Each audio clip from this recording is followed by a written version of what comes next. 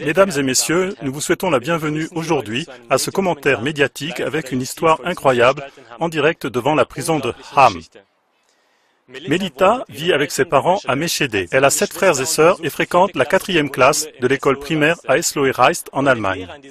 Les enseignants de cette école l'ont toujours félicité pour son comportement positif étonnant. Mais lorsque l'éducation sexuelle a été introduite à son école primaire, Melita quitte la salle de classe parce qu'elle ne se sent pas à l'aise avec ce sujet. Son comportement est tout à fait compréhensible, comme le montrent d'ailleurs les derniers incidents de Borken en Allemagne, où le 27 juin 2013, 8 élèves de la 6e classe se sont effondrés quand on leur a montré des photos et des images d'organes sexuels. Après une conversation avec la direction de l'école, Melita a finalement été tirée violemment de la salle de classe par la directrice et une autre enseignante. Mais à cause de sa résistance, elle a dû purger sa peine dans la salle des professeurs pour le reste de l'heure. Compte tenu du fait que les écoles allemandes proposent des cours alternatifs pour les enfants sans confession religieuse et que de nombreuses écoles proposent même des cours islamiques pour des élèves musulmans, tout cela au nom de la tolérance. Cette démarche intolérante ordonnée par la loi n'est pas compréhensible. Pire encore, puisque le cours passé dans la salle des professeurs et une autre séance d'éducation sexuelle ont été rapportés comme des absences à l'administration scolaire, l'appareil des instances officielles s'est mis en mouvement. Après une amende pénale suivie d'un refus de paiement de la part des parents de Melita, entraînant une accusation devant le tribunal, puis la visite de l'huissier de justice, et puis l'affaire est transmise au tribunal régional supérieur, où les parents n'étaient plus autorisés à se défendre eux-mêmes. Après une dernière demande de paiement, Eugène M., le père de Melita, a finalement été informé que lui et sa femme Louise sont condamnés à une peine de prison d'1 jour. Et ils ont été priés de prendre contact volontairement avec le tribunal responsable. Comme Eugène M. était convaincu de son innocence, il a refusé de s'y plier et il a donc été emmené par des agents pénitentiaires et finalement emprisonné. Sa femme, Louise, enceinte, a fait l'objet de la même sentence. Il reste à voir comment les autorités procéderont à son égard à cause de sa grossesse. À présent, nous voilà, mesdames et messieurs, en attente devant la prison. Non pas pour accueillir un meurtrier ou un violeur, mais Eugène M., un père de famille, qui est préoccupé par le bien-être de ses enfants et qui a accepté même d'aller en prison pour cela. Malheureusement, nous ne parlons pas d'un cas particulier, car dans le passé récent, plusieurs parents qui voulaient protéger leurs enfants de ces cours ont déjà été emprisonnés. Déjà, en 2010, l'édition COP a rapporté plusieurs cas où les pères et les mères ont été emprisonnés pendant des semaines, parce qu'ils n'ont pas envoyé leurs enfants aux cours d'éducation sexuelle. Dans les masses médias, on n'a pratiquement rien entendu au sujet de ces cas choquants, ce qui doit d'autant plus nous obliger à dévoiler au public ces situations désastreuses. Si nous ne cessons pas de cataloguer comme immatures des parents inquiets, et si nous leur enlevons tout pouvoir de décision sur leurs enfants, alors nous ne devrons pas être surpris que le taux de natalité continue à baisser rapidement et que les familles nombreuses, qui forment les piliers d'un pays sain, quitteront notre pays. Ce serait notre perte totale. Nous espérons maintenant que Eugène M., après sa mise en liberté, voudra bien répondre à quelques questions. Wie lange schweigt die Politik zu diesem Skandal? Wie lange schweigt die Politik zu diesem Skandal? Wie lange schweigt die Politik zu diesem Skandal? Wir brauchen Liebe und kein Sex. Wir brauchen Liebe und kein Sex. Wir brauchen Liebe und keine Zwangserziehung. Vous avez participé à cette manifestation aujourd'hui. Qu'est-ce que vous pensez du jugement? Eh bien, je trouve quand même intéressant qu'un père soit condamné parce qu'il sort son enfant d'un cours où on travaille avec du matériel pornographique. Par ailleurs, il existe des lois qui protègent les enfants s'ils entrent en contact avec du matériel pornographique. C'est répréhensible. Et maintenant, ce père protège son enfant contre cela et il atterrit en prison. C'est absurde. J'aimerais bien savoir ce qui fait de telles choses. Je veux savoir quel juge prononce de tels jugements. Je voudrais savoir qui c'est ce juge, qu'est-ce qu'il fait lui, hein? Qu'est-ce qu'il cherche là, parce que quelque chose n'est pas juste dans ce système. Voilà la raison pour laquelle je suis ici. Oui, je veux montrer ma solidarité aux parents parce que je sais, j'ai parlé avec beaucoup d'enfants, que les enfants souffrent beaucoup, avant tout les enfants de l'école primaire. Ces cours sexuels pornographiques, c'est-à-dire les cours d'éducation sexuelle, on ne peut pas l'appeler autrement. J'ai aussi vu ce matériel, ce sont des enseignements porno. Et les enfants souffrent et ils sont dépassés par cela. Et ils n'osent pas s'exprimer par rapport à cela dans la classe. Ils y sont forcés. Une fillette m'a dit, tout est si terrible. Et on pouvait le lire sur son visage. Et elle a dit, et le pire, c'est que nous devons apprendre par cœur toutes ces choses terribles. Et les enfants n'osent rien dire sous cette pression, la plupart. Et beaucoup n'osent pas en parler à la maison.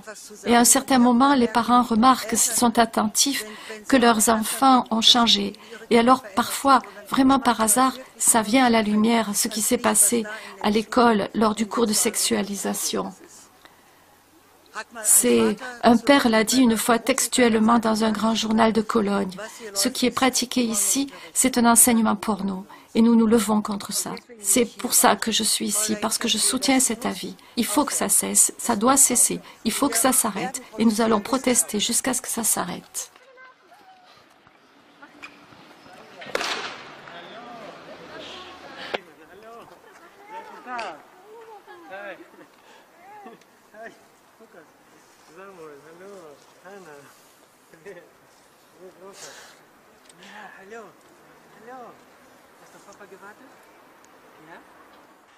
Vous venez juste de sortir de prison. Est-ce que je peux vous poser quelques questions? Oui, volontiers. Comment vous vous sentez maintenant que vous êtes libre? En tout cas, je me sens plus libre. C'est un sentiment bizarre d'être enfermé en prison pour quelque chose dont, en fait, au sens propre, on n'est pas coupable et on est privé de la liberté, ce qui appartient à tout le monde et qui, après tout, la chose la plus importante dans la vie d'une personne. Et puis, être mis en prison simplement pour 2 heures où ma fille a manqué le cours d'éducation sexuelle parce que ma fille n'arrivait pas à supporter ce cours. Où votre fille a-t-elle trouvé le courage de quitter le cours?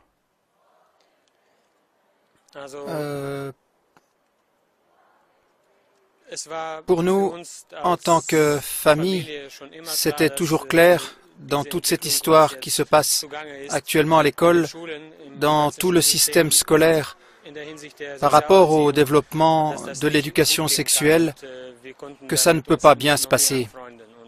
Et nous n'avons jamais pu nous accommoder. Et à partir de là, et depuis le commencement, c'était clair que notre fille doit suivre son ressenti. Et nous l'avons aussi encouragée dans cette voie à tenir ferme lorsqu'elle sent que c'est pas bon pour elle, qu'elle pouvait aussi quitter la salle de classe. Vous venez de passer une nuit en prison. Est-ce que vous pensez que ce sacrifice a servi à quelque chose? Bien sûr, bien sûr. Rien que cette interview avec vous, et puis la publication de toute cette histoire sert à quelque chose. Oui, ça le peuple doit le savoir, et ça doit être mis à la lumière. C'est une affaire publique, pour qu'on voit ce qui se passe, et pour cela, sans aucun doute, cela en a valu la peine. À votre avis, qu'est-ce qui devrait maintenant changer? Les professeurs, la direction de l'école? Donc, il faut dire que les enseignants ne sont pas responsables de ce qui se passe. Il s'agit plutôt du système scolaire qui impose et applique la sexualisation précoce avec détermination et qui amène nos enfants dans un grand danger. Vous venez de parler de la sexualisation précoce. Quel est le grand danger avec cette sexualisation précoce? Je pourrais maintenant vous donner plusieurs exemples. Prenez seulement cet exemple de ces 8 enfants de Borken qui se sont évanouis durant ce cours de sexualisation. 6 d'entre eux ont dû être hospitalisés. Et plus grave encore, cet exemple de ces 2 jeunes de 13 ans en Suisse. L'un a violé une petite fille de 5 ans et l'autre a tenu son frère de 7 ans qui devait obligatoirement assister à la scène. Qu'est-ce qui incite ces jeunes à faire de telles choses? De nos jours, les enfants sont confrontés par le biais de la téléphonie mobile et des sites Internet à la pornographie grave. Et d'un autre côté, par l'école, à travers cette sexualisation précoce, ils sont carrément démolis intérieurement. Leur psychique est dérangée. Le psychisme des enfants est alors dérangé et ils sont cassés avec tout ça. Qu'est-ce que vous conseillez aux parents qui se trouvent dans la même situation que vous? Je conseille, dans tous les cas, ne vous détournez pas du problème. Faites que ce problème devienne le vôtre. Contribuez à ce que cette histoire, cet incident ou d'autres incidents, et encore tout ce qui se passe dans ce domaine, que cela devienne public, que vos connaissances l'apprennent et que celles-ci le racontent à leurs connaissances. Je le vois comme ça. C'est notre seule et la plus puissante opportunité pour dévoiler ces inconvénients sociaux et ainsi en avertir le peuple. Au nom de mes enfants, je voudrais remercier tous ceux ici qui s'investissent pour cette cause et qui deviennent actifs maintenant. Merci. Oui, merci beaucoup et nous vous remercions aussi pour cette interview. Stopp den Sexunterrichtszwang an Grundschulen! Stopp den Sexunterrichtszwang an Grundschulen! Sexualisierungszwang ist Diskriminierung der Eltern! Chers téléspectateurs, est-ce que ce commentaire médiatique vous a touché? Êtes-vous bouleversé par tant d'injustice et de dissimulation de la part des masses médias? Alors, ne permettez pas que ce sujet continue à être balayé sous le tapis et informez vos voisins, informez vos amis. Du matériel d'information plus détaillé sur ce sujet préoccupant est à consulter sur www.klagemuir.tv. Nous vous remercions pour votre attention et nous vous souhaitons encore une bonne soirée.